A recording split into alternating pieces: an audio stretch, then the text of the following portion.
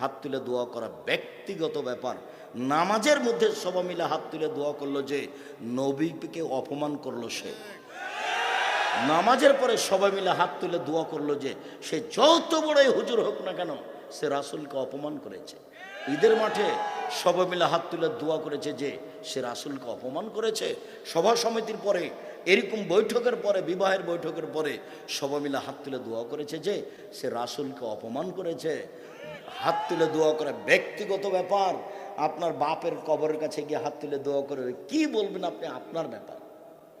কান্নাকাটি করে দুটা কথা আপনি বলেন, আর একজন পাশে থাকলে আপনি কান্নাকাটি করতে পারবেন না। কেমন কেমন লাগবে আপনার বাপের।